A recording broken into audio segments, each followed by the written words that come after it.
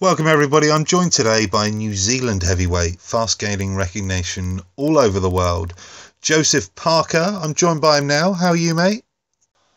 Hey, I'm good, thank you. Not too bad. Just we finished the fight on Saturday and just getting a bit of downtime before we head back to Vegas and carry on with our training camp. Yep.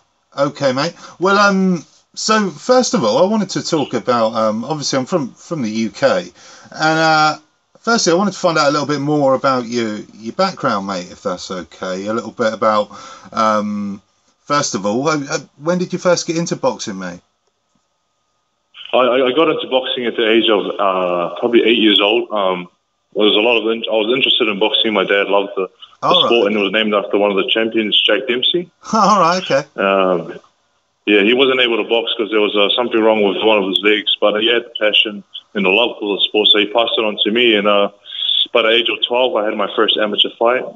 Had a break for a while, and then 16, I sort of took it more seriously, and then traveled the world fighting as an amateur. Yeah. Okay. So you're well travelled as an amateur. That's giving you a good grounding, and you've also got the support of your dad. It sounds like that must really help. Oh, definitely. If it wasn't for my parents and the support they gave me and helping to fund a lot of my trips, I wouldn't be where I am today. So it's great to have the support of my parents and now the support of the whole of New Zealand and what I'm trying to achieve and do. So it's everything's running well, and I'm very happy. Brilliant, mate. And talking at that point, talking about New Zealand, you seem to be. I've seen like a few interviews from after your last fight, and it seems as if they're really behind you. They're talking of you being a real world star and flying the flag for New Zealand. How is that pressure? How are you dealing with that? For me, it's there's not much pressure. You know, I'm doing my best to represent our country, and I know that all I have to focus on doing is training hard and focusing on trying to get wins in the ring. So there is people may think there's a lot of pressure, but I'm just focusing on what I have to do, and that's to train hard, be prepared, and do the job in the ring. So, but I'm grateful for the support and for everyone thinking that one day I'll be up there. But I know it takes time. I still got a long way to go. This is still at the beginning stages, but if we train hard and keep focused, we'll eventually get there. Yeah. Okay, mate. Cool. Well, talking about again what you're talking about there, talking about the beginning stages of your career. You're currently 14-0 with 12 knockouts. That's why people from all over the boxing world are starting to really take notice of you. What I really want to find out is, you know, you're ranked 8 in the WBO and 10 in the WBA. You've got your next fight lined up in New Zealand. Like, you're going at quite a high pace. It won't be that long until you're in big fights. How far do you think you are away from that? For me and my team, I think when we had our last discussion, we think that we're about a year and a half, 2 years away. Okay. We are going at a fast pace, but I think it's a pace that we're all happy with. When we're fighting in the ring often and fighting, opponents that we're trying to get better ones all the time, I think that it's helping with my ring craft and with my experience, and I find it works for me. It helps keep me in great shape. So no, it's a fast pace, but it's a pace that we're happy with. Okay, mate. Cool. Well, talking about that, you've got a fight coming up on the 1st of August, I believe, against bear with me with the name, Kayotaro Fujimoto, Japanese heavyweight, a bit like yourself in many ways. He's sort of their leading heavyweight against New Zealand's leading heavyweight. What are you expecting from this guy on the 1st of August? From what I've seen on the tapes that I've seen on YouTube and been able to get a hold on, he likes to come forward. He's feisty. He likes to throw bombs, and he's got powers. So I'm looking at it as a fight where I have to again be disciplined, be patient, establish the jab, and try my best to use my height and my reach. Yeah. At the moment, you're getting rid of a lot of people. Is that what you consider yourself as? That type of fighter, a bit of a knockout artist?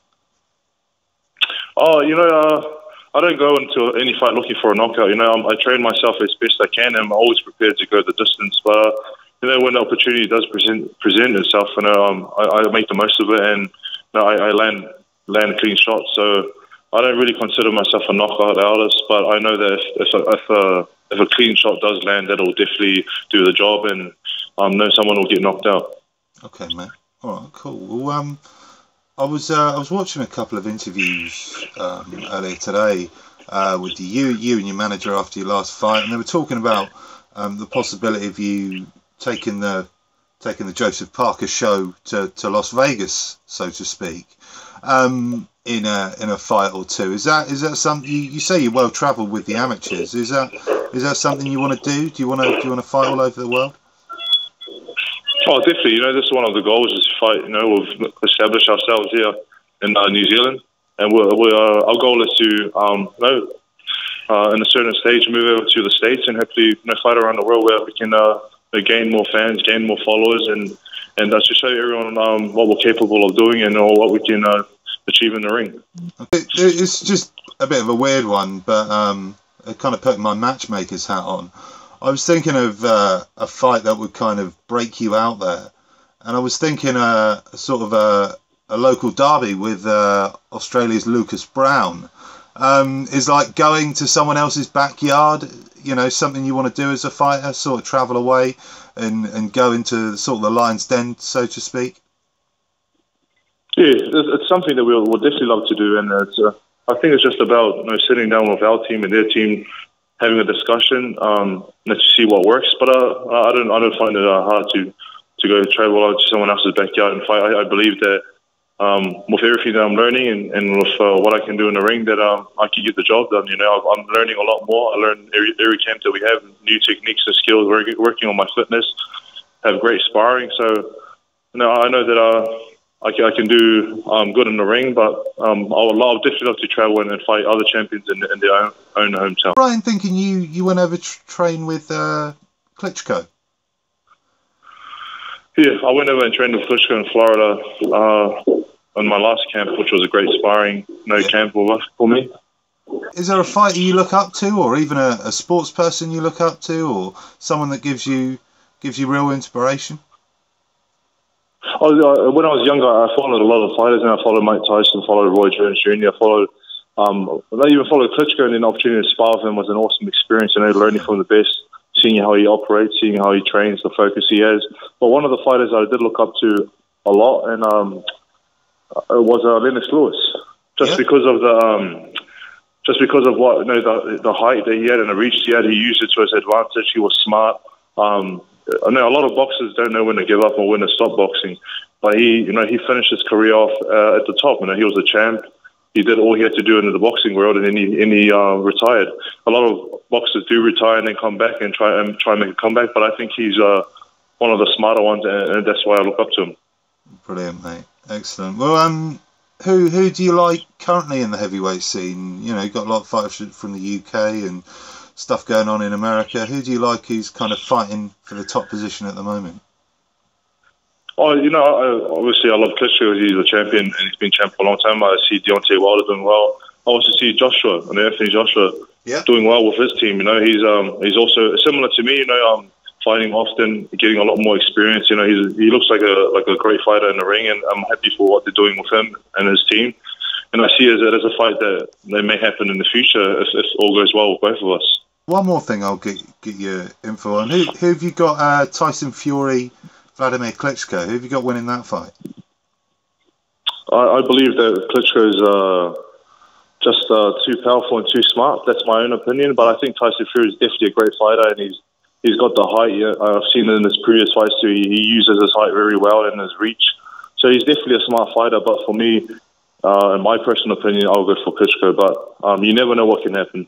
Yeah, that's heavyweight boxing. So brilliant. Well, excellent, mate. Well, I'd just like to thank you so much for your time, mate. I know you've just done an interview before this as well, so you're probably getting a little bit tired of them. But it's really nice to talk to you, mate. A lot of news about you this side of the world, and long may the Joseph Parker story continue.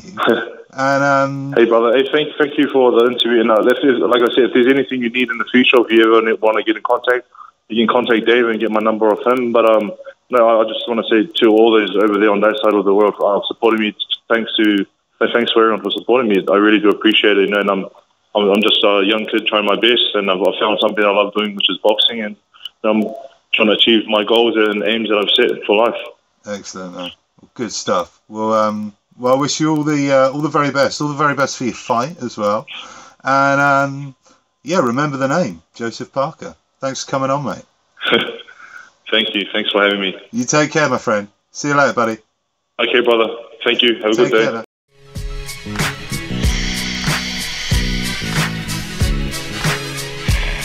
Take care.